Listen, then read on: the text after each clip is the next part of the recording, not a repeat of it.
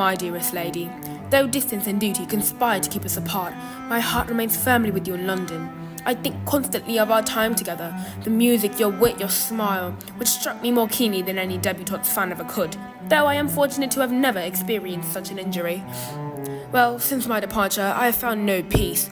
My family concerns are many and maddening. The memory of you is a single balm to my unrest, yet also the cause of my restless nights. Though I am loath to venture into the realm of impropriety, I would be a dishonest gentleman if I did not admit that I am your most ardent suitor, and therefore long for nothing more than to see you. If your affections remain as I hope, I intend to speak to your father upon my return. May I count on your heart still? Yours most earnestly, Lord Arthur Bublington.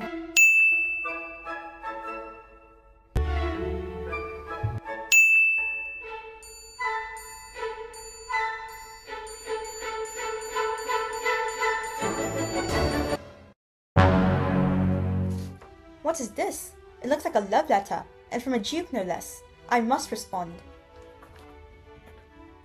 Tillingford, March 15th, 1805. To Lord Arthur Bublington. My lord, how flattering that you have chosen me, of all the wonderfully esteemed women that you must have encountered. I have read your letter no fewer than 9 times. Though we are yet unacquainted, your letter has reached me, and I must believe it is Providence. Surely there can be no mistake, for no one has ever written such words to me before. A gentleman such as yourself pursuing me. I am humbled, and if I may, thrilled beyond expression. I cannot imagine how we met, but if your heart speaks truly, then I accept your affections with all gratitude and reciprocate, as it is my duty and my pleasure to do so. Do write again. Tell me everything. Your favorite color, your opinions on oranges, your shoe size. I long to know you. With giddy anticipation, Miss Bridget Hadfield.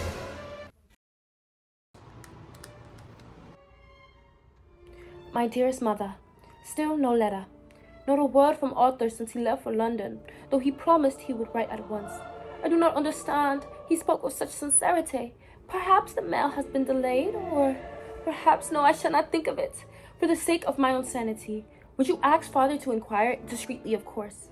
I should die of embarrassment if Arthur believed me impatient, but I am impatient. Aunt Margaret has been kindness itself. She insists I accompany her to every dreadful musical afternoon tea and ball, though I suspect she means to parade me like a prized filly. Still, I am grateful for her care and for her insistence on keeping me busy. I try not to let my thoughts dwell on Arthur. Affectionately, Edith. Hadfieldton, March 18th, 1805. To my dearest James. My dear husband, you must come home at once, or at the very least, write to Lord Bublington before this house collapses into absolute emotional ruin. My sister has counted to me that Edith has spent the better part of 3 days sighing at windows, refusing both veal and reason, and quoting poetry with alarming intensity. Supposedly, this morning she stared at her toast and murmured, "Does he think me a trifle?" which I found both unsettling and a touch clever. I am beginning to wonder if young men of noble birth are cursed with poor judgment or merely bad penmanship. He said he would write. He looked me directly in the eye, James, and said, "You shall hear from me soon." And now, nothing. And as if that were not enough, an odd little girl, Bridget something, sent me a note addressed to Lord Bublington, my dearest. I happened upon it entirely by accident. It was mistakenly delivered here as if fate herself were playing tricks, and I couldn't help but open it. It was filled with such enthusiasm and delusion I nearly laughed. I assume it was a prank, or perhaps a rural cousin with rather excitable imagination. Nevertheless, I begin to suspect something is amiss. I should hope there is no impropriety at play. After all, a gentleman such as himself cannot be entertaining the attention of 2 ladies, one of whom is of a significantly lower standing. Please write to Lord Bublington at once, kindly, of course, but with the force of a father whose daughter is far too well bred to be kept waiting. You know the tone. Your ever vigilant wife, Beatrice, Marchioness of Hadfieldton, Keeper of Sanity, first of her name, etc.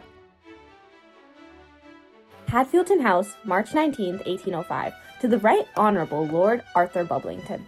Mr. Bublington, it is with due decorum and some fatherly urgency that I write to you regarding your acquaintance with my daughter, Lady Edith Hadfieldton. As you are aware, you departed London not too long after the commencement of what appeared to be a courtship of both mutual esteem and social propriety. You spoke openly, both to my daughter and to her mother, of your intentions to correspond. Yet I am informed that no such letter has been received. My daughter has grown understandably distressed, and my wife has taken to speaking in clipped, ominous tones, which, if you are not familiar, I assure you is not a favorable sign. The silence has not gone unnoticed by our household, nor by our neighbors, who, needless to say, require very little to begin speculating. Let me be perfectly frank. Should your intentions towards my daughter remain as honorable as they once appeared, I invite you to clarify your position without delay.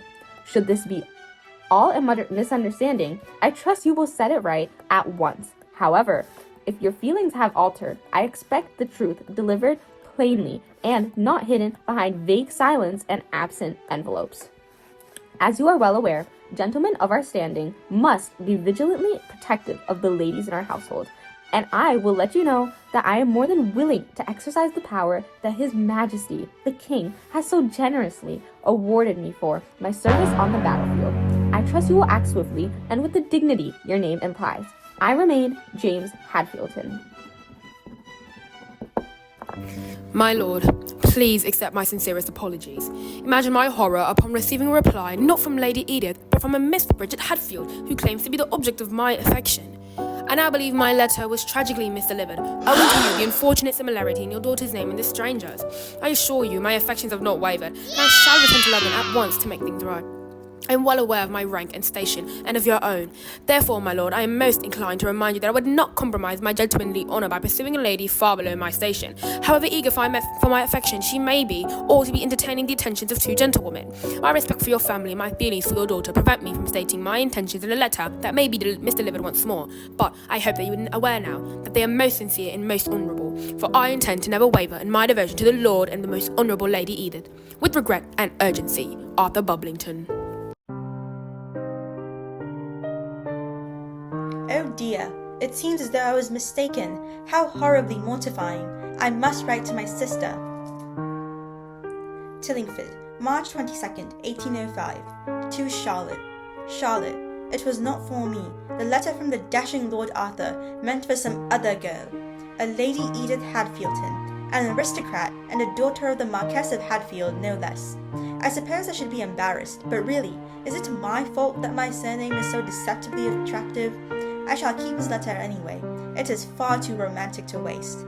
I hope that married life is treating you well, and that your correspondence is more fortunate than mine. Life without you is unbearably boring, and perhaps the perceived suit of a great lord brought a temporary end to the endless monotony of sewing until I am presented to Her Majesty in London. Some day a lord will write to me, and this time the post will behave properly. Yours in Brazilians, Bridget. My lady, there is something in the mail for you. Do not bother me. I am completing my studies. I think this letter might interest you. A letter? Pass it to me at once. From Arthur. I must open it. How astonished. My lord, I have received your letter. Eventually, and with it, an explanation most bizarre. I do hope the young lady was not too greatly disappointed. Your words bring me a strange delight, for even when you are describing your great distress, you are more romantic and gentlemanly than ever. Your affections are returned most ardently than ever, and I hope you are already aware that you are forgiven. If only because I can hardly fault a man for trusting the royal mail. I look forward for your return, and I hope you will bring clarity, a formal request, and perhaps flowers. Yours still, Edith. My dearest Edith, I arrive in London tomorrow. Let the past week be a tale we one day tell with laughter, and perhaps mild horror. I remain, as ever, yours, truly and properly this time, Arthur.